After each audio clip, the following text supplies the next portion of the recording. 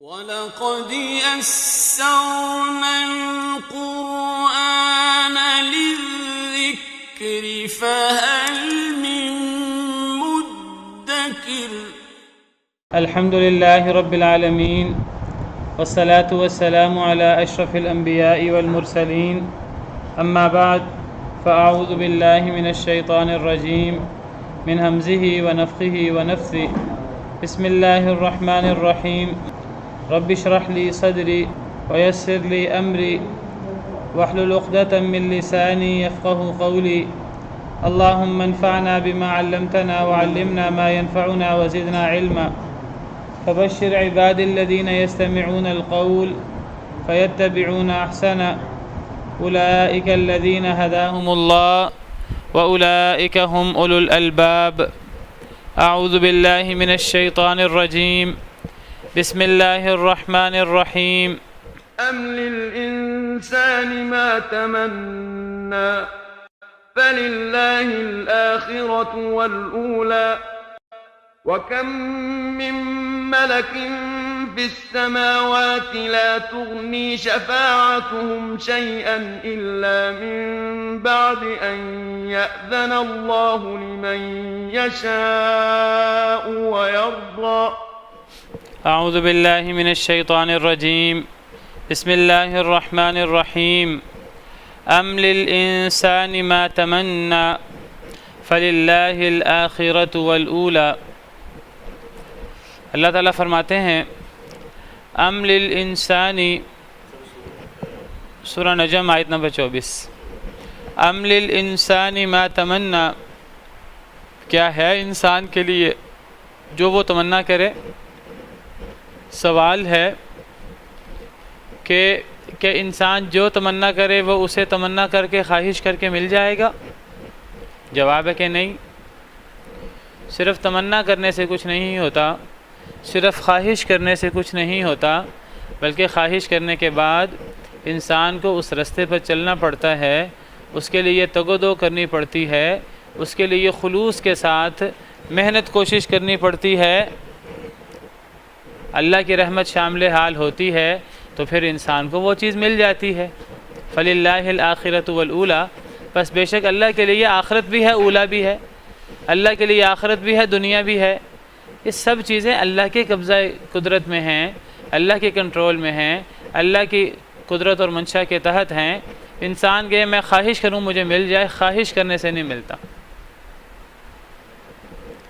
خواہش تو یہودی بھی بڑی کرتے تھے کہ جنت ہمارے لیے ہے کیا خواہش سے مل جائے گی انسان عمل کچھ نہ کرے اصلاح اپنی کچھ نہ کرے نبیوں کی تعلیمات کی پیروی نہ کرے اللہ کو راضی کرنے کی کوشش نہ کرے اور پھر انسان خواہش کر لے کہ جنت مل جائے گی اللہ فرماتے ہیں وَمِنْهُمْ أُمِّيُّونَ لَا يَعْلَمُونَ الْكِتَابَ إِلَّا أَمَانِيّ کہ ان میں سے امی بھی ہیں یہودیوں میں سے لا يعلمون الکتاب الا امانی کتاب تو وہ جانتے نہیں جاہل ہیں پڑھے لکھے نہیں ہیں ہاں خواہشات بڑی ہیں ان کی جنت ہمارے لیے ہی اللہ نے بنائی ہے جنت میں ہم نہیں جانا اور کسی نے بھی نہیں جانا اور اگر ہم جنت میں نہ گئے اگر ہمیں اللہ نے کچھ دیر کے لیے جہنم میں بھیج دیا تو وہ چند دن اس کے بعد جنت ہمارے نام ہی لاٹ ہوئی ہوئی ہے اللہ معاف کرے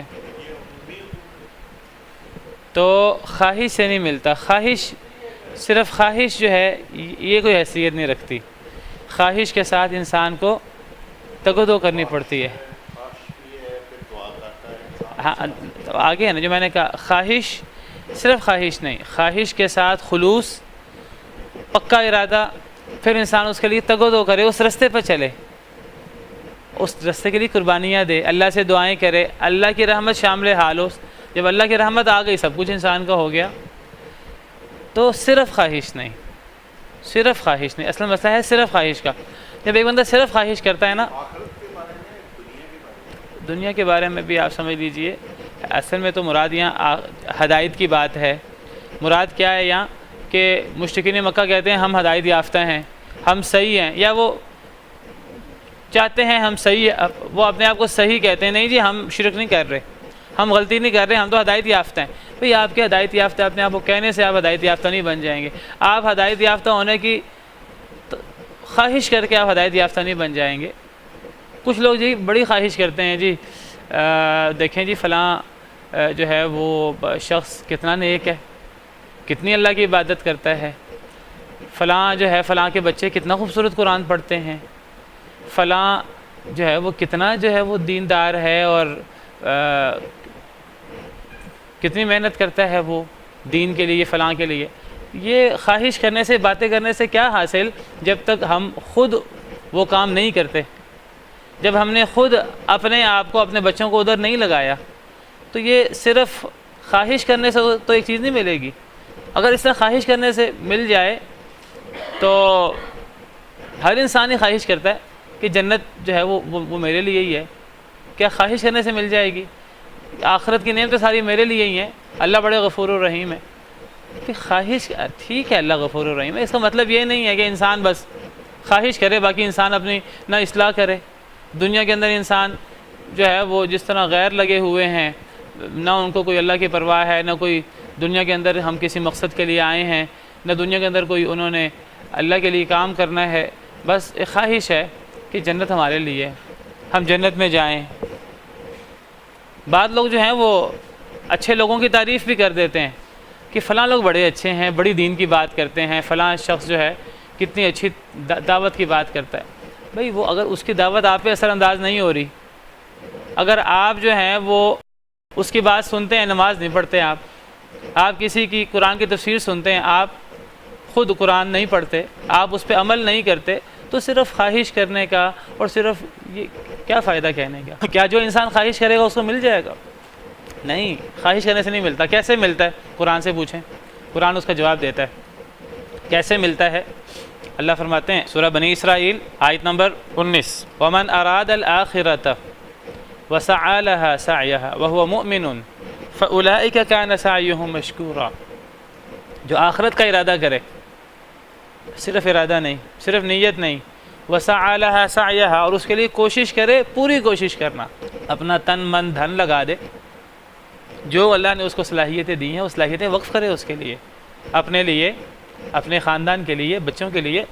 وَهُوَ مُؤْمِنٌ، پھر وہ مخلص بھی ہو، صرف منہ سے کہنا کافی نہیں ہے، اخلاص ہو، جتنا اخلاص ہوگا اتنی وتقدو بھی کرے گا۔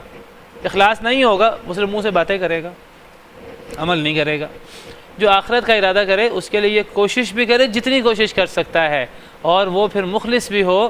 اللہ فرماتے ہیں ان لوگوں کی کوشش قبول کی گئی ہے، ان لوگوں کی کوشش قابل قدر ہے، اللہ ان کی کوشش کو قبول کرتے ہیں۔ اور اللہ جو لوگ یہ کرتے ہیں اور اس کی جو شرائط ہیں وَسَعَى لَهَا سَعْيَهَا وَهُوَ مُؤْمِنٌ، ان شرائط کے ساتھ آخرت کا ارادہ کرتے ہیں، ان کی تو کوشش قابل قدر ہے اللہ کے ہاں۔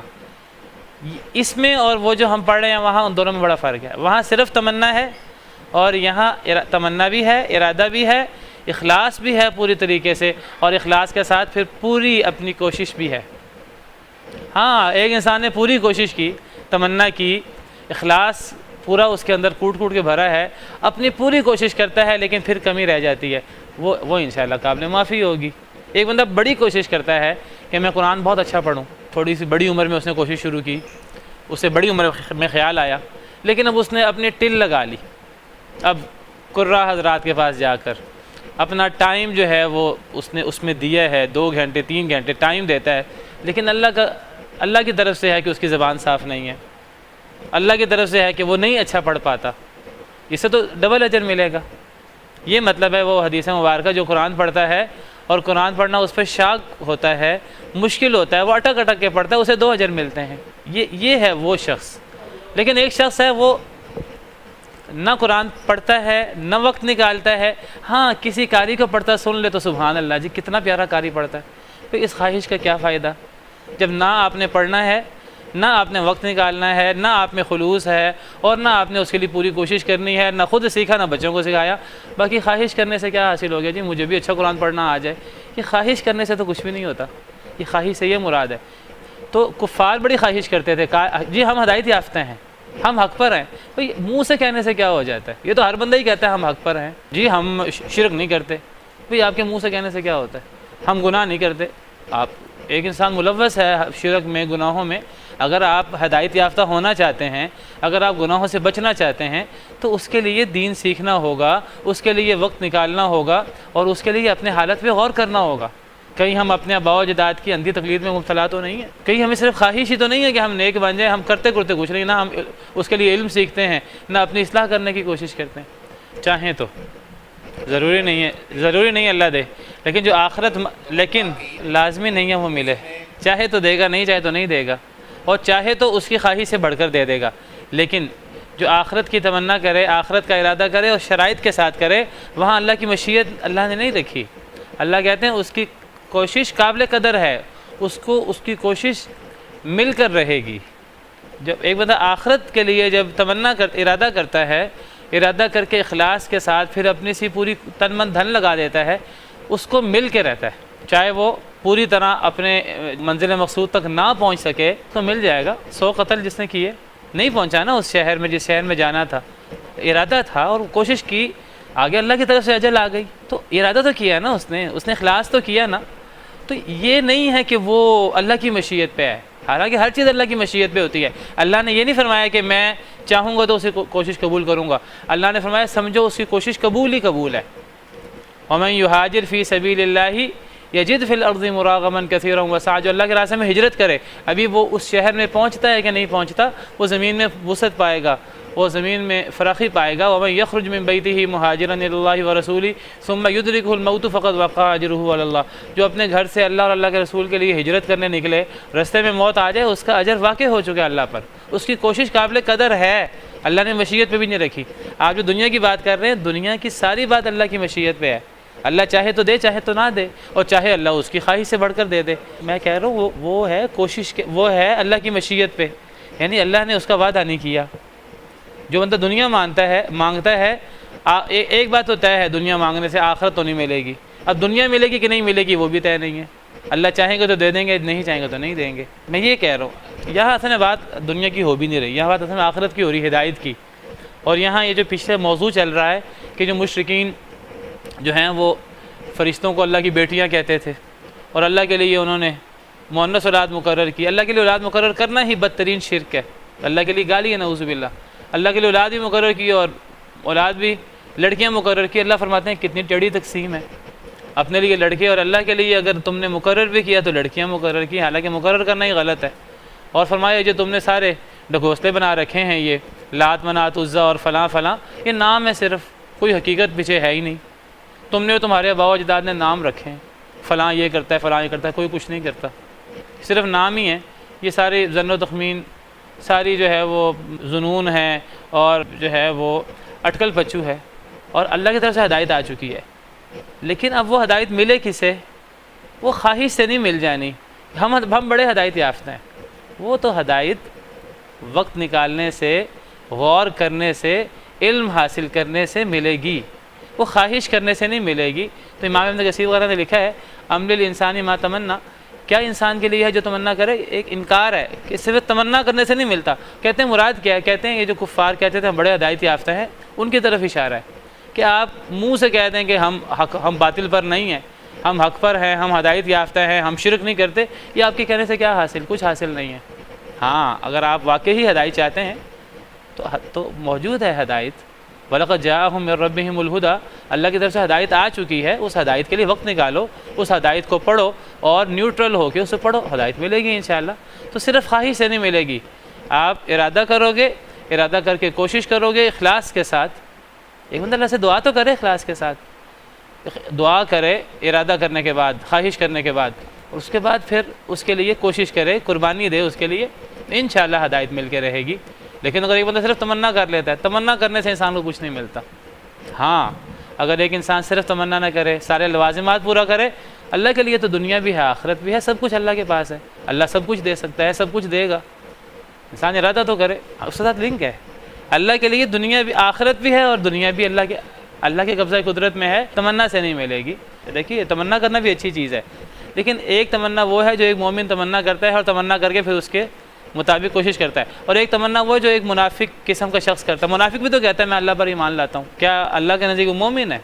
وہ تو منہ سے کہتا ہے، وہ صرف تمنا نہیں کر رہا، وہ تو منہ سے کہتا ہے میں مومن ہوں، وہ تو صرف تمنا نہیں کر رہا کہ میں جو ہے وہ ایمان لے آؤں، نہیں، وہ تو منہ سے کہتا ہے میں مومن ہوں، میں اللہ پر ایمان رکھتا ہوں، آخرت پر ایمان رکھتا ہوں، اللہ فرماتے ہیں تو مومن نہیں ہے۔ وَمِنَ النَّاسِ مَن يَقُولُ آمَنَّا بِاللَّهِ وَبِالْيَوْمِ الْآخِرِ وَمَا هُم بِمُؤْمِنِينَ، لوگوں میں سے وہ بھی ہے جو کہتا ہے اللہ پر ایمان لائے، آخرت پر ایمان لائے، حالانکہ وہ مومن نہیں ہے۔ یخادعون اللہ والذین آمنوا، اللہ کو دھوکہ دیتے ہیں، ایمان والوں کو دھوکہ دیتے ہیں، اور در حقیقت کوشش کرتے ہیں اللہ کو دھوکہ دینے کی، در حقیقت اپنے آپ کو دھوکہ دیتے ہیں۔ تو یہ ایسی تمنا مراد ہے جو دھوکے والی تمنا ہے، کرنا کچھ نہیں ہے، صرف خالی خولی خواہشات۔ تو کیا تمنا کرنے سے مل جائے گی؟ یہ وہی تمنا ہے جو جاہل قسم کے لوگ کرتے ہیں، اللہ جسے چاہے دے دے۔ ایک بندہ وہ خالی خولی تمنا کر لے، کرے کچھ نہ، اللہ اس کو نہیں دیں گے۔ اللہ دنیا بغیر مانگے دے دیتے ہیں، دین اللہ بن مانگے نہیں دیتے۔ یہ بات بھی یاد رکھیں، دنیا بن مانگے مل سکتی ہے، ماں باپ کے گھر انسان پیدا ہو، ماں باپ مالدار ہیں، بچہ بھی مالدار پیدا ہو، یہ ہو سکتا ہے۔ یہ نہیں ہو سکتا کہ اگر باپ نبی ہے تو بیٹا بھی نبی ہو، باپ نبی ہے بیٹا بھی مسلمان ہو، یہ طے نہیں ہے۔ بیٹا تو اگر اسلام کو اپنی خواہش سے، اپنی کوشش سے اختیار کرے گا تو ملے گا اسلام، ایسے نہیں تمنا سے نہیں ملے گا۔ یخرج الحی من المیت ویخرج المیت من الحی، اللہ مردہ سے زندہ کو نکالتے ہیں اور زندہ سے مردہ کو نکالتے ہیں۔ اس کی ایک تفسیر یہ بھی ہے کہ عالم کے گھر شیطان پیدا ہو جاتا ہے اور شیطانوں کے گھر ولی پیدا ہو جاتے ہیں۔ تو یہ چیزیں جو ہیں یہ تمنا سے نہیں ملتی، ہدایت کی بات جو ہے خاص طور پہ کیا ہے انسان کے لیے جو تمنا کرے، تمنا سے کچھ نہیں ملنے والا، خالی خولی تمنا سے۔ ہاں اگر ایک انسان ارادہ کرے، اس ارادے کے مطابق عمل کرے، وہ ایک الگ چیز ہے۔ کیا ہے انسان کے لیے جو تمنا کرے؟ فَلِلَّهِ الْآخِرَةُ وَالْأُولَى، جی بس اللہ کے لیے ہی آخرت بھی ہے اور اولا بھی، یعنی دنیا۔ حدیث مبارکہ میں آتا ہے، دیکھیں میں ذکر کر رہا ہوں، اگر ایک انسان تمنا کرے تو تمنا اگر پرخلوص ہو اور ساتھ کوشش بھی ہو، وہ تمنا اچھی تمنا ہے اور وہ قابل قدر ہے، اور اللہ اس تمنا کا بھی دھیان کرتے ہیں۔ لیکن ایک تمنا صرف دھوکے والی تمنا، وہ تمنا عادے کی قبول نہیں ہوتی، جس طرح یہودیوں کا ذکر کیا۔ اچھا، حدیث مبارکہ میں آتا ہے، نبی صلی اللہ علیہ وسلم نے ارشاد فرمایا کہ لِيَنظُرَنَّ أَحَدُكُمْ مَا الَّذِي يَتَمَنَّى، چاہیے کہ ضرور دیکھے تم میں سے کوئی شخص کہ وہ کیا تمنا کر رہا ہے۔ ایک بندے کو تمنا کرتے وقت غور کرنا چاہیے، میں کیا تمنا کر رہا ہوں، اچھی تمنا کر رہا ہوں، بری تمنا کر رہا ہوں۔ فَإِنَّهُ لَا يَدْرِي مَا يُكْتَبُ لَهُ مِنْ أُمْنِيَّتِهِ، ایک انسان نہیں جانتا کہ اس کی تمنا میں سے کون سی چیز لکھ دی جاتی ہے اس کے لیے، کون سی چیز اس کے لیے پوری کر دی جاتی ہے۔ ایک انسان کو تمنا کرتے وقت دیکھنا چاہیے، میں اچھی تمنا کر رہا ہوں، بری تمنا کر رہا ہوں، بعض تمنائیں بھی پوری ہو جاتی ہیں۔ یہاں وہ تمنا مراد ہے جس کے ساتھ کوشش وغیرہ بھی ہوتی ہے۔ ایک انسان کو تمنا کرتے وقت اچھی اور بری تمنا میں فرق کر لینا چاہیے۔ انسان کی بعض تمنائیں پوری ہو جاتی ہیں، بعض خواہشات پوری ہو جاتی ہیں انسان کی۔ وَكَم مِّن مَلَكٍ فِي السَّمَاوَاتِ لَا تُغْنِي شَفَاعَتُهُمْ شَيْئًا إِلَّا مِن بَعْدِ أَن يَأْذَنَ اللَّهُ لِمَن يَشَاءُ وَيَرْضَىٰ، اور کتنے ہی فرشتے ہیں فی السماوات، آسمانوں میں، لا تغنی شفاعتهم شیئا، نہیں فائدہ دیتی ان کی سفارش کچھ بھی، الا من بعد ان یأذن اللہ، مگر اس کے بعد یہ کہ اجازت دے اللہ، لمن یشاء، جس کے لیے اللہ چاہے، ویرضا، اور جس کے لیے اللہ راضی ہو۔ کتنے ہی فرشتے ہیں آسمانوں میں، ان کی سفارش بھی کچھ فائدہ نہیں دے سکتی۔ تم تو اپنے یہ لات منات عزا اور تم نے اپنے بتوں کو، اپنے معبودوں کو تم نے کہا ہے کہ وہ سفارش کریں گے ہماری۔ تم سے پوچھا جاتا ہے کہ تم کیوں ان کی عبادت کرتے ہو، تو تم کہتے ہو ہم اس لیے ان کی عبادت کرتے ہیں یہ قیامت کے دن ہماری سفارش کریں گے۔ 11ویں پارے میں موجود ہے کہ سورہ یونس آیت نمبر 18، وَيَعْبُدُونَ مِن دُونِ اللَّهِ مَا لَا يَضُرُّهُمْ وَلَا يَنفَعُهُمْ، وہ عبادت کرتے ہیں اللہ کو چھوڑ کر ان کی جو نہ انہیں نقصان دے سکتے ہیں نہ انہیں نفع دے سکتے ہیں۔ یعنی ان کے معبود، باطل معبود، لات منات عزا، انہوں نے ان کی مورتیاں بنا رکھی ہیں، اور وہ ان کے لیے ذبح، ان کے لیے نظر و نیاز، ان سے دعائیں، یہ ساری عبادت کی صورتیں ہیں۔ ان کے نام کی قسمیں، ان کے لیے زمین میں سے کوئی نہ کوئی حصہ، اپنی فصلوں میں سے کوئی نہ کوئی حصہ، جانوروں میں سے کوئی نہ کوئی حصہ، یہ سب عبادت کی صورتیں ہیں۔ وہ عبادت کرتے ہیں اللہ کے علاوہ ان کی جو نہ انہیں نقصان دے سکیں نہ نفع دے سکیں۔ ان سے پوچھا جاتا ہے کہ آپ کیوں عبادت کرتے ہیں ان لوگوں کی، وہ جواب دیتے ہیں وَيَقُولُونَ هَؤُلَاءِ شُفَعَاؤُنَا عِندَ اللَّهِ، وہ کہتے ہیں یہ ہمارے سفارشی ہوں گے اللہ کے نزدیک۔ ہمارے ہاں بھی ہوتا ہے، ہمارے ہاں جو ہے وہ پیری فقیری کا پورا ایک دھندا ہے، پورا ایک سلسلہ ہے۔ اب پیر صاحب جو ہیں وہ کوئی دیندار ہوں یا نہ ہوں، اس سے کوئی فرق نہیں پڑتا، وہ نماز بھی پڑھتے ہیں کہ نہیں پڑھتے اس سے کوئی فرق نہیں پڑتا، کوئی آتا ہے کچھ نہیں آتا فرق نہیں پڑتا، لیکن لوگوں کو ایک بات کا پتہ ہے کہ ہم نے اپنی نظر و نیاز پیر صاحب کے نام دینی ہے، ہماری جو ہے نا وہ فصلوں میں سے ایک حصہ وہ پیر صاحب کے گھر جانا ہے، وہ کس لیے ہے کہ ہم سے گناہ ہو جاتے ہیں، ہم نماز نہیں پڑھتے، مرید پیر صاحب نماز پڑھے نہ پڑھے اس کا کوئی مطلب نہیں ہے، اگر مرید نماز نہ پڑھے، مرید گناہ کرے، جی وہ یہ پیر صاحب جو ہے نا یہ ہمارے سفارشی ہوں گے قیامت کے دن، ہمارے سارے گناہ معاف کروا لیں گے، اپنے گناہ پتہ نہیں ان کے معاف ہیں کہ نہیں، ٹھیک ہے، وہ یہ ہمارے جو ہے نا وہ سفارشی ہوں گے۔ مشرکین مکہ کے ہاں یہ تصور تھا اپنے معبودوں کے بارے میں، وہ ان کی عبادت کرتے تھے، نہ وہ ان کو نفع دے سکتے تھے نہ نقصان دے سکتے تھے بت ان کے، وہ کیوں عبادت کرتے تھے ان کی؟ وہ کہتے تھے ہمارے سفارشی ہوں گے اللہ کے نزدیک۔ اللہ فرماتے ہیں قل اتنبئون اللہ، اے اللہ کے نبی آپ فرما دیجئے اے مشرکین کیا تم خبر دیتے ہو اللہ کی اس کی جو اللہ نہ آسمانوں میں جانتا ہے نہ زمین میں جانتا ہے، اللہ نے کوئی ایسی ذات آسمانوں میں بھی پیدا نہیں کی زمین میں بھی پیدا نہیں کی جو اللہ کے نافرمانوں کی سفارش کر سکے، اللہ جس پہ ناراض ہو کوئی اس کی سفارش کر سکے، اللہ کو ایسی کسی ہستی کا نہ آسمانوں میں پتہ ہے نہ زمین میں پتہ ہے، کیا تم اللہ کو خبر دیتے ہو اس کی جو اللہ نہیں جانتا نہ آسمانوں میں نہ زمین میں؟ سبحانہ و تعالی عما یشرکون، اللہ پاک ہے، اللہ بلند ہے اسے جو یہ شرک کرتے ہیں، یہ شرک ہے۔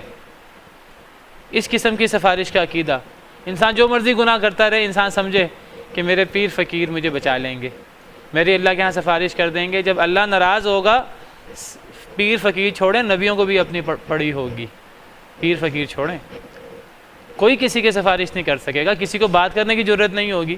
یوم یقوم الروح والملائکۃ صفا لا یتکلمون الا من اذن له الرحمن وقال صوابا، اس دن کو یاد کرو جب روح الامین اور فرشتے صفوں میں ہوں گے، کوئی بات کرنے کی ضرورت نہیں کرے گا، الا من اذن له الرحمن، مگر جسے رحمان اجازت دے، وقال صوابا، اور سچی بات کہے گا، کوئی ایسی بات نہیں کر سکے گا جو اللہ کو ناراض کر دے، اللہ کے دشمن کی کوئی سفارش کر دے، یہ ممکن ہی نہیں ہے، جسے اللہ راضی نہیں ہے اس کی کون سفارش کر سکے گا؟ کوئی سفارش نہیں کر سکے گا۔ ایک اور آیت میں فرمایا کہ یومئذ لا تنفع الشفاعہ، اس دن کوئی سفارش فائدہ نہیں دے گی، الا من اذن له الرحمن، مگر جس کے لیے رحمان اجازت دے، ورضی له قولا، اور جس کے لیے رحمان بات کرنے کی اجازت دے کہ تم بات کر سکتے ہو، تم بات کرو، سفارش کرو۔ فرمایا وخشعت الاصوات للرحمن، قیامت کے دن آوازیں جھک جائیں گی رحمان کے لیے، کسی کو بات کرنے کی ضرورت نہیں ہوگی۔ یہاں یہ کہتے ہیں اللہ ناراض ہوں گے، لوگوں نے اللہ کے ساتھ شریک بنائے ہوں گے، اللہ ناراض ہوں گے اور پیر فقیر انہیں بخشوا لیں گے، کیسے ممکن ہے؟ ممکن ہی نہیں ہے۔ وخشعت الاصوات للرحمن فلا تسمع الا ہمسا، قیامت کے دن آوازیں جھک جائیں گی رحمان کے لیے اور آپ سرگوشیوں کے علاوہ کوئی بات ہی نہیں سنیں گے، کوئی بندہ اونچی آواز سے بات کرنے کی ضرورت نہیں کرے گا، کوئی بندہ اونچی آواز سے بات کرنے کی ضرورت نہیں کرے گا تو اللہ کی مرضی کے خلاف کسی کی سفارش کر دے گا، سفارش بھی نہیں ہوگی۔ تو فرمایا کہ کتنے ہی فرشتے ہیں آسمانوں میں، تم تو پیروں فقیروں کی بات کرتے ہو، تم تو اپنے معبودوں کی بات کرتے ہو، فرشتے جو آسمانوں والے فرشتے ہیں، جو اللہ کے مقرب فرشتے ہیں، جو اللہ کے قریب ہیں ہمارے مقابلے میں، ان کتنے ہی فرشتوں کی سفارش قابل قبول نہیں ہے، کچھ فائدہ نہیں دے گی ان کی سفارش، ہاں دے سکتی ہے فائدہ، مگر کب؟ الا من بعد ان یأذن اللہ، مگر اس کے بعد کہ اللہ اجازت دے۔ سفارش ہے اللہ کی اجازت سے، اللہ اجازت دے کہ ہاں تو سفارش کر سکتا ہے، کسی فرشتے کو اللہ اجازت دے دیں تو وہ فرشتہ سفارش کر سکے گا، نہ اجازت دے نہیں کر سکے گا، کسی نبی کو اللہ اجازت دے دیں وہ سفارش کر سکے گا، نہ اجازت دے نہیں کر سکے گا، کسی ولی کو اللہ اجازت دے دیں کر سکے گا سفارش، نہ اجازت دے نہیں کر سکے گا۔ تو سفارش ہے لیکن اللہ کی مرضی سے مشروط ہے۔ ایک تو جو سفارش کرے اس کے لیے اللہ کی مرضی ہونی چاہیے کہ اللہ اس کو اجازت دے سفارش کرنے کی، اور دوسری شرط لمن یشاء ویرضی، وہ سفارش بھی اس کے لیے کر سکے گا جس کے لیے اللہ راضی ہو، جس کے لیے اللہ چاہے۔ دو شرطیں ہیں، ایک سفارش کرنے والے کو اللہ کی اجازت چاہیے، اور پھر اگر اس کو اجازت مل گئی اللہ کی تو وہ مطلق طور پہ سفارش نہیں کر سکے گا، وہ ان محدود لوگوں کی سفارش کر سکے گا جن محدود لوگوں کے لیے اللہ اجازت دیں گے۔ مثال کے طور پر انبیاء کو سفارش کی اجازت ملتی ہے، جس کے لیے چاہیں کر لیں، حضرت ابراہیم اپنے باپ کے لیے کر لیں، نبی صلی اللہ علیہ وسلم ابو لہب کے لیے کر لیں، نہیں، حضرت نوح اپنے بیٹے کے لیے کر لیں، اپنی مرضی سے تو اجازت، اگر سفارش کی اجازت بھی مل گئی، پہلی بات ہے جس کو ملے گی وہ کرے گا، اگر مل بھی گئی اجازت ہر ایک کے لیے نہیں ہوگی، جس کے لیے اللہ کی اجازت ہوگی اسی کے لیے کر سکے گا، من ذا الذی یشفع عندہ الا باذنہ، آیت الکرسی میں، کون ہے جو سفارش کر سکے اللہ کے نزدیک مگر اللہ کی اجازت سے۔ یہ مطلق سفارش کا کوئی تصور نہیں ہے۔ ہمارے ہاں جو تصور ہے شفاعت کا بالکل غلط تصور ہے، یہ ملتا جلتا ہے اس تصور سے جو مشرکین مکہ کے ہاں تھا۔ انسان جو مرضی نافرمانی کر لے، جا کے اپنے پیر و فقیروں، جا کر اپنے بتوں کے سامنے نظر و نیاز رکھ دے، سمجھے گا جی سب کچھ بخشا لیا گیا ہے، سب کچھ بخشا لیا گیا ہے۔ کیسے بخشا لیا گیا؟ اللہ تو ناراض ہیں، اللہ کو تو راضی کیا ہی نہیں، تو کیسے بخشش مل گئی؟ کوئی بخشش نہیں مل سکتی۔ ان لوگوں کو راضی کر کے تو اللہ راضی نہیں ہوں گے۔ یہ تو وہی تصور ہے جو عیسائیوں کے ہاں ہیں، پورے ہفتہ گناہ کرتے ہیں اور اتوار کے دن آ کے اپنے پوپ کے کچھ چند ٹکے دے دیتے ہیں اور وہ سمجھتے ہیں کہ جی سارے گناہ معاف ہو گئے ہیں۔ اور عجیب تصور بنایا ہوا ہے کہ حضرت عیسیٰ نے سولی لگ کر وہ سب کی طرف سے کفارہ ادا کر دیا، اور اب وہ ان کے پوپ جو ہیں وہ پیسے لے کر وہ ہر ایک کی طرف سے کفارہ ادا کر رہے ہیں۔ وہ کھانے پینے کے دھندے بنائے ہوئے ہیں لوگوں نے، اور یہی دھندے اللہ معاف کرے مسلمانوں میں آئے ہوئے ہیں۔ بس جس کی اجازت اللہ دیں گے اس کی سفارش ہوگی، جس کی اللہ اجازت نہیں دیں گے اس کی سفارش نہیں ہو سکے گی۔ اور اللہ کس کی اجازت دیں گے؟ جو اللہ کو راضی کرے گا، جو اللہ سے توبہ کرے گا۔ اللہ سے ایک بندہ اللہ کا باغی ہے، اللہ اس کے لیے کیسے اجازت دیں گے سفارش کرنے کی؟ اس کے لیے سارے نبی بھی مل جائیں سفارش نہیں کر سکتے، سارے فرشتے مل جائیں سفارش نہیں کر سکتے۔ اللہ ہی راضی نہیں ہے۔ جب اللہ ہی راضی نہیں ہے کوئی بات کرنے کی جرت کیسے کرے؟ تو سفارش کے لیے اللہ کو راضی کرنا ضروری ہے، اللہ کو منانا ضروری ہے۔ اللہ کو منا لے ایک بندہ، اللہ سے توبہ کرے، توبہ استغفار کرے، ٹھیک ہے انسان ہے، بندہ بشر ہے، ممکن ہے بعض غلطیوں کی توبہ نہ کر سکا ہو، موت آ گئی ہو، اللہ معاف کرنا چاہے اللہ معاف کر دے۔ گناہ موجود ہیں کچھ، اللہ کہے جی چلو جی فلاں کے لیے سفارش کر دو۔ اللہ چاہیں گے تو سفارش ہوگی، اللہ کسی کو معاف کرنا چاہیں گے اللہ سفارش کرنے کی اجازت دیں گے۔ اگر اللہ نے ایک بندے کو معاف کرنا ہی نہیں ہے تو پوری دنیا مل کے اس کی سفارش نہیں کر سکتی۔ مشرک نہیں ہونا چاہیے، اور ایسے گناہ نہیں ہونے چاہیے کہ جو موبقات ہیں اور اللہ کو ناراض کرنے والے ہیں۔ اللہ چاہیں تو شرک کے علاوہ جو چاہیں معاف کر دیں، اللہ کی مرضی ہے، چاہیں تو نہ معاف کریں، بس اللہ کی اجازت ہوگی تو سفارش ہوگی۔ گویا کہ اللہ سے تعلق رکھے بغیر کسی قسم کی معافی کا، کسی قسم کی سفارش کا کوئی تصور نہیں ہے۔ اللہ کو ناراض چھوڑ کر انسان کہیں نہیں جا سکتا، انسان زمین و آسمان سے نکل کے بھاگ نہیں سکتا۔ اللہ سے ناراضگی سے بچنے کا ایک ہی طریقہ ہے، اللہ کے عذاب سے بچنے کا ایک ہی طریقہ ہے۔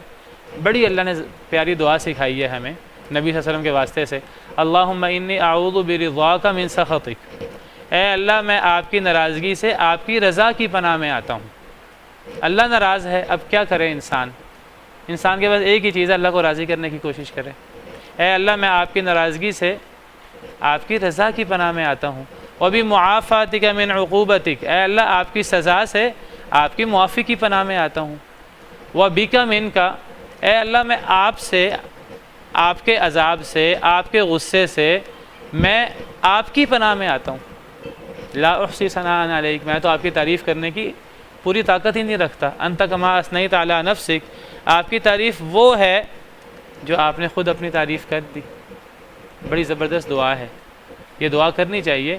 ہم اللہ، دیکھیے ہر انسان سے غلطی ہوتی ہے، ہر انسان سے ایسے کام ہو جاتے ہیں جو اللہ کو ناراض کریں۔ ایک انسان اللہ سے بھاگ نہیں سکتا۔ یا معشر الجن والانس ان استطعتم ان تنفذوا من اقطار السماوات والارض فانفذوا لا تنفذون الا بسلطان، اے جنوں اور انسانوں کی جماعت، اگر تم طاقت رکھو کہ زمین آسمان کی کناروں سے نکل جاؤ تو تم طاقت نہیں رکھتے، تم نہیں نکل سکتے۔ طاقت ہوگی تو نکلو گے، طاقت کہاں سے آئے اللہ کے بالمقابل؟ تو پھر انسان جب اتنا ناقص ہے، اتنا کمزور ہے، پھر انسان کے پاس ایک ہی حل رہ جاتا ہے، اگر اللہ کی ناراضگی ہو جائے انسان اللہ کو منا لے، اور کوئی حل نہیں ہے۔ انسان اللہ سے ناراض ہو جائے، جی اچھا اللہ نے اب مجھ سے گناہ ہو گیا ہے، اب اللہ مجھ سے راضی نہیں ہو رہے شیطان کی طرح، پھر انسان اللہ سے رجوع ہی نہ کرے۔ انسان کہے جی ٹھیک ہے جی اللہ ناراض ہوتا تو ہوتا رہے، پھر ٹھیک ہے میں بھی پھر اللہ کو ناراض ہو کے دکھاتا ہوں، میں بھی پھر نماز نہیں پڑھوں گا، میں بھی پھر اللہ کو راضی نہیں کروں گا، میں بھی پھر یہ کروں گا، بھی کرتے رہو۔ اللہ قرآن میں فرماتے ہیں اگر ایک بندہ من کان یظن ان لن ینصرہ اللہ فی الدنیا والآخرہ، کچھ لوگ کہتے ہیں اللہ نے ہماری مدد نہیں کرنی، اللہ نے تو ہمارے خلاف ہی کام کرنا ہے، یہ کفریہ جملہ ہے۔ بھئی اگر آپ سمجھتے ہیں کہ اللہ میری مدد نہیں کریں گے، تو قرآن کہتا ہے پھر تم جا کے نا پھانسی لے لو. تمہارا پھانسی لینا کیا، تم پھانسی لینا، اس سے چھت پہ تم رسی لٹکاؤ، اپنے آپ کو پھانسی دے دو، کیا اس سے تمہارا مسئلہ حل ہو جائے گا؟ مسئلہ پھر بھی حل نہیں ہوگا. اللہ کو ناراض کر کے مسئلہ حل نہیں ہوگا، وہ اللہ کو ٹکریں مار کر، دعائیں کر کے اور اللہ کے سامنے گڑ گڑا کر ہی مسئلہ حل ہو سکتا ہے. تو فرمایا کہ ٹھیک ہے فرشتے اللہ کے بڑے مقرب ہیں، اللہ کے بڑے قریب ہیں فرشتے، لیکن فرشتوں کی بھی سفارش وہ ہر بندے کو حاصل نہیں ہو سکتی. فرشتوں کی سفارش بھی اللہ کی اجازت ہوگی تو فرشتے سفارش کر سکیں گے، ورنہ فرشتے بھی سفارش نہیں کر سکتے. اور پھر اگر اللہ کی اجازت مل بھی گئی تو جس کے لیے اللہ چاہیں گے اور جس کے لیے اللہ راضی ہوں گے تو فرشتوں کی سفارش ہو سکے گی. اصل میں جو پیچھے آیا ام للانسان ما تمنا، کیا ہے انسان کے لیے جو وہ تمنا کرے. انسان کی ہر آرزو ضروری نہیں پوری ہو. اس آرزو سے مراد یہ بھی ہے کہ انسان یہ تمنا کرے کہ مجھے ہدایت مل جائے. یہ بھی اس سے مراد ہو سکتا ہے کہ جو مشرکین کے ہاں عقیدہ تھا کہ فرشتوں کو اللہ کی بیٹیاں قرار دیتے تھے اور فرشتوں کے عورتوں والے نام رکھے تھے اور پھر فرشتوں کے لیے نظر و نیاز نکالتے تھے. مقصد کیا تھا کہ ہمیں فرشتوں کی سفارش حاصل ہو جائے. کیا تمہارا خیال ہے کہ تمہیں فرشتوں کی سفارش حاصل ہو جائے، تمہیں تمہارے بتوں کی سفارش حاصل ہو جائے تو تمہارے سارے گناہ معاف ہو جائیں گے؟ تو یہ تمہاری آرزو سے تمہیں کسی کی سفارش حاصل نہیں ہوگی، چاہے وہ فرشتہ ہی کیوں نہ ہو. فرشتے، تم نے فرشتوں کو اللہ کی بیٹیاں بنایا ہوا ہے. کوئی یہ نہیں کہ اللہ کو فرشتے پسند نہیں ہیں، فرشتے اللہ کی بڑی معزز مخلوق ہیں، لیکن وہ اللہ نے ان کو نہ عورتیں بنایا ہے، نہ وہ اللہ کی بیٹیاں ہیں، نہ وہ تمہارے معبود ہیں. فرشتے اللہ کی مخلوق ہیں، اللہ کے بندے ہیں، اللہ کے مقرب بندے ہیں. اللہ کے حکم کی خلاف ورزی نہیں کرتے. لا یعصون اللہ ما امرہم، جو اللہ نے انہیں حکم دیا وہ اللہ کے حکم کی نافرمانی نہیں کرتے. ویفعلون ما یؤمرون، جو ان کو حکم دیا جاتا ہے وہ کرتے ہیں. لیکن اس کا مطلب یہ نہیں ہے کہ وہ اب سفارشی بن جائیں گے نافرمانوں کے. فرشتوں کی بھی سفارش قابل قبول نہیں ہے مگر اس کے بعد کہ اللہ اجازت دے. اور اگر اللہ اجازت بھی دے دے تو جس کے لیے اللہ چاہے، جس کے لیے اللہ راضی ہو، اسی کے لیے سفارش ہوگی. سفارش کے دو عقیدے ہوئے. سفارش کا ایک عقیدہ ہے جو صحیح عقیدہ ہے. سفارش کا صحیح عقیدہ وہ ہے کہ اللہ کی مرضی سے سفارش ہوگی اور جس کے لیے اللہ چاہے گا اس کے لیے سفارش ہوگی. اور ایک سفارش کا غلط عقیدہ ہے، وہ شرکیہ عقیدہ ہے سفارش کا. وہ یہ ہے کہ انسان اللہ کو ناراض کرتا رہے، اللہ کو راضی کرنے کی کوشش نہ کرے. سمجھے کہ اللہ کو راضی کرنے کی ضرورت نہیں ہے، یہ جو درمیان میں واسطے وسیلے ہیں انہیں راضی کر لیا جائے، نظر و نیاز دے کر، ان کے لیے ذبح کر کے، ان کی قسمیں اٹھا کر، الٹے سیدھے عقائد بنا کر، جی ان کو ہم نے راضی کر لیا ہے، اب بس اللہ جانے اور یہ جانے، ہمیں تو اللہ سے راضی کرنے کی، ہمیں اللہ سے اپنا تعلق جوڑنے کی ضرورت ہی نہیں ہے. یہ سفارش کا شرکیہ تصور ہے. یہ وہ تصور ہے جو مشرکین مکہ کے ہاں تھا، اور یہی تصور جو میں نے ابھی آپ کے سامنے سورہ یونس کی آیت ذکر کی ہے اس کے اندر یہ تصور ذکر ہوا ہے. گناہ کرتے تھے مشرکین مکہ، لیکن وہ اللہ کے نام معبود بنا کر وہ انہیں نظر و نیاز دے دیتے تھے، سمجھتے تھے بس ہم نے اپنا فرض پورا کر لیا، اب یہ خود ہی اللہ کو مناتے رہیں گے. وہ خود اللہ کو راضی کرنے کی کوشش نہیں کرتے تھے. یہ تصور غلط ہے. اسی لیے قرآن کریم کے آیات میں ہمیں سفارش کے بارے میں دو قسم کی آیات ملتی ہیں. بعض آیات میں ہمیں سفارش کا اثبات ملتا ہے اور بعض آیات میں ہمیں سفارش کی نفی ملتی ہے مطلقاً. اب مثلا یہ جو آیت ہمارے سامنے، اس آیت میں ہمیں کچھ شرائط کے ساتھ سفارش کا اثبات ملتا ہے کہ کتنے ہی فرشتے ہیں آسمانوں میں، ان کی سفارش فائدہ نہیں دے گی مگر یہ کہ اللہ راضی ہو. جس کے لیے اللہ چاہے تو فرشتوں کی سفارش فائدہ دے دے گی. پتہ لگا کہ سفارش ہے مشروط طور پہ. آیت الکرسی میں بھی ہمیں سفارش کا اثبات ملتا ہے مشروط طور پہ. من ذا الذی یشفع عندہ الا باذنہ، کون ہے جو سفارش کر سکے اللہ کے نزدیک مگر اللہ کی اجازت سے. یعنی اللہ کے ہاں کوئی سفارش نہیں کر سکے گا، ہاں اللہ کی اجازت ہوگی تو سفارش کر سکے گا. ایک تو یہ آیتیں ہیں، اور میں نے آپ کے سامنے آیت پڑھی تھی کہ ولا تنفع الشفاعۃ عندہ الا لمن اذن لہ، اللہ کے پاس کسی کی سفارش فائدہ نہیں دے گی مگر جس کے لیے اللہ راضی ہو. یہ تو سفارش کا اثبات ہے مشروط طور پہ. لیکن دوسری طرف اگر آپ قرآن کریم کی آیات پڑھیں تو سفارش کی ٹوٹل نفی بھی ملتی ہے. مثلا اللہ تعالیٰ فرماتے ہیں کہ اے ایمان والو اس دن کے آنے سے پہلے پہلے خرچ کر لو جس دن نہ کوئی خرید و فروخت ہے، نہ کوئی دوستی ہے، نہ کوئی سفارش ہے۔ یا ایھا الذین آمنوا انفقوا مما رزقناکم من قبل ان یأتی یوم لا بیع فیہ ولا خلۃ ولا شفاعہ، اس دن کے آنے سے پہلے پہلے خرچ کر لو کہ جب وہ دن آ جائے گا نہ کوئی دوستی کام آئے گی، نہ کوئی خرید و فروخت کام آئے گی، قیامت کے دن کوئی خرید و فروخت کام نہیں آئے گی، کوئی دوستی کام نہیں آئے گی، ولا شفاعہ، کوئی سفارش کام نہیں دے گی۔ اب یہاں سفارش کا مطلقاً رد ہے۔ ایک اور آیت میں فرمایا قل للہ الشفاعۃ جمیعا، کہہ دیجئے سفارش ساری کی ساری اللہ کے لیے۔ کیا مطلب؟ کہ اللہ کے علاوہ کسی کے پاس سفارش کا اختیار نہیں ہے۔ تو قرآن کریم میں کچھ آیات ہیں کہ جس میں مطلقاً سفارش کا رد ہے، اور کچھ آیات میں مشروط طور پہ سفارش کا اس بات ہے۔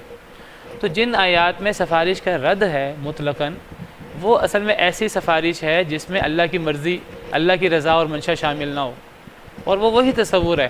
ایک بندہ ہر قسم کا الٹا سیدھا گناہ کرتا رہے، الٹا سیدھا کام کرتا رہے، اور پھر دل میں یہ عقیدہ بٹھا لے کہ بس ہم نے فلاں کے نام نظر و نیاز دے دی ہے، فلاں کے نام اتنا حصہ کھیتی کا لگا دیا ہے، وہ دربار پہ ہم نے خالص دودھ دے دیا ہے، اب ہم جو کرتے رہیں، بس ایک دن خالص دودھ دے دیا ہے، اب ملاوٹ کرتے رہیں، کوئی پوچھنے والا نہیں ہے۔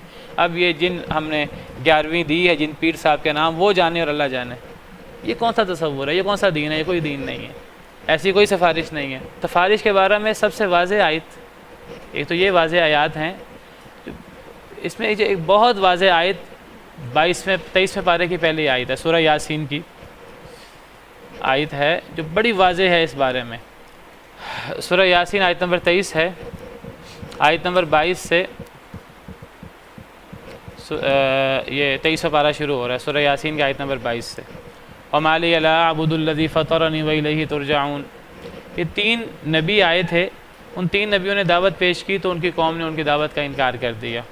تو پھر ایک شخص جو ہے وہ شہر کے دور سے بھاگا ہوا آیا، اس نے ان 3 نبیوں کی اس نے حمایت کی، اور اس نے کہا کہ یہ نبی کتنی اچھی باتیں کہہ رہے ہیں، تم ان نبیوں کی باتوں پہ دھیان کیوں نہیں دیتے؟ پھر وہ کہنے لگا کہ مجھے کیا ہو گیا ہے کہ میں اس ذات کی عبادت نہ کروں جس نے مجھے پیدا کیا؟